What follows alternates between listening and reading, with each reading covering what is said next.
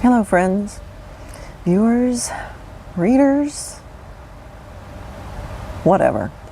Anyway, I'm back. It's the week leading up to Thanksgiving, and you know, we're talking a lot about historical fiction and the unexpected trails you will go down trying to research for historical fiction. I mean, we've discussed the gifts that research will give you sometimes, and some of the pitfalls, the detours it will cause you to go down. I guess today we will be talking about the minutiae that you never think you have to research until you get into telling a story and you realize I have a scene set at a party. I don't know what kind of food they serve. I assume always that they are eating the same thing that we eat today. But what if a lot of our party foods come from the 1950s cookbooks and weren't around in the 1860s and 70s? What if cooking methods have developed? I mean, they had slow cooking then, but they didn't have crock pots. They didn't have air fryers. They didn't have the same methods of canning and cold storage that we have today. So anyway, when you start picking apart how different life is today than it was in the previous, actually now we're 2 centuries away from it. I was born in the 20th century and I'm just in denial that we're now in 2 centuries, the 2nd century after the 19th century. So anyway, we're in the week leading up to Thanksgiving, and I thought, what should we talk about? Well, Thanksgiving is food, of course. We should be talking about food. And in my book, there is one chapter that's devoted to what happens at a garden party, and I found myself having to research what party foods would be served. What could you serve at a party, and how would you serve it? You know, it's in the late part of May. Heat is starting to kick up at that point. How would you? My computer's dying. No, it's going to sleep. How would you lay out the food? Keep the flies off of it, even if it's an indoor setting. You're going to have the windows and doors open just to have some air circulating, right? So little things you're trying to imagine that we don't ever think about anymore.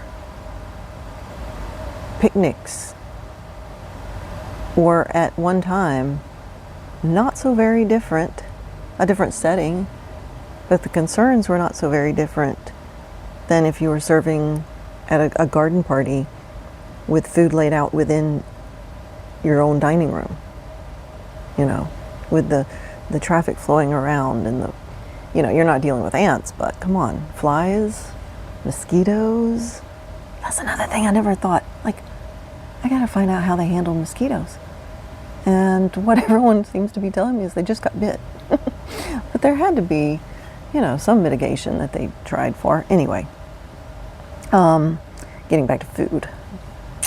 There's also the time frame of my story is going to cross July 4th, and they, celebrated these occasions just as lavishly as we do now. So that will be interesting. I haven't written that part yet, but the scene at the garden party has been written. So, what kind of foods would they have eaten? I didn't have it pulled up, and I thought I did. I'm ashamed of myself for not having this pulled up. Fresh buttered biscuits. Muscadine jelly. Orange marmalade and watermelon rind preserves. I came up with that one because I remember eating that as a kid. Watermelon rind preserves are so good. Fresh slaw, chow chow, sweet pickles, potato salad, chicken salad, pickled okra, and a carved ham. That's what I ended up deciding to serve at my my party, my imaginary party set in 1870. And then there's a bunch of desserts too. Let's see, what was it? Blackberry and peach cobbler. I mean, cobbler is a staple in the South. You have to have it. Bread pudding with a fruit compote. Tea cakes. I grew up with my grandmother making tea cakes, and so I had to have them in the story too. It's just, you know, the more things change, the more things stay the same, it seems like. But here's something a little bit interesting. Going back to a recipe I found in the Mobile Weekly Tribune that was published in April of 1870. It has a section called Domestic Recipes. There's one here for lemon cake, and it is just written out, not in the format that we're used to seeing recipes written out.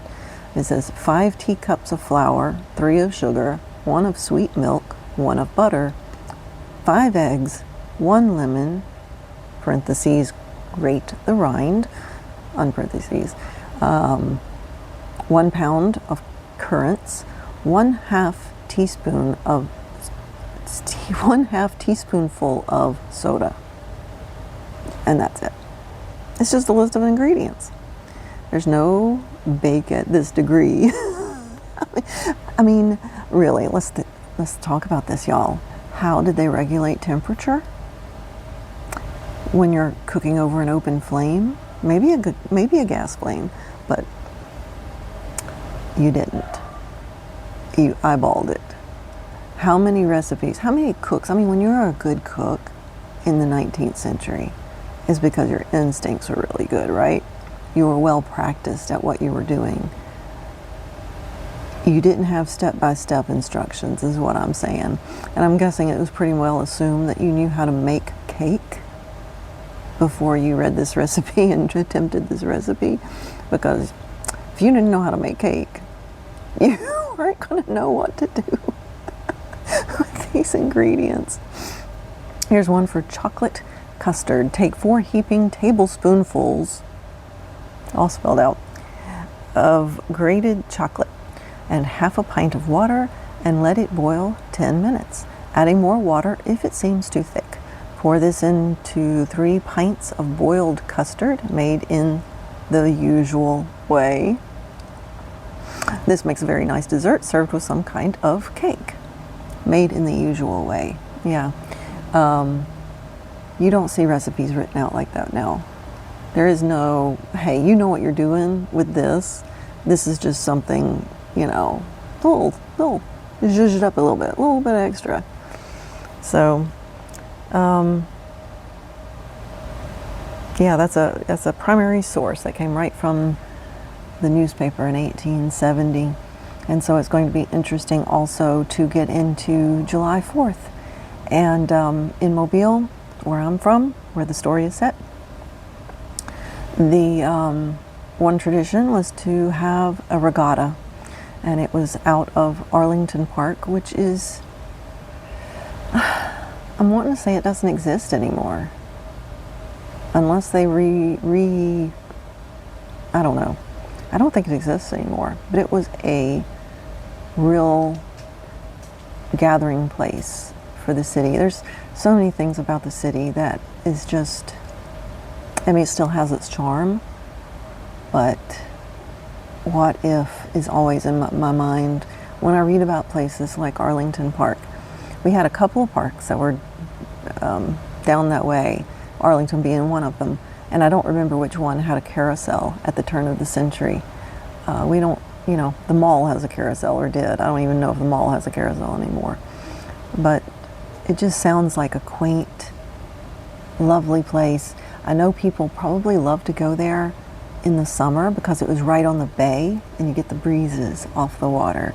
So it was a great way to get away from the heat a little bit, and to recreate on the water and watch nature. But yeah, they would have a regatta and have picnics. And so that's where I plan on taking my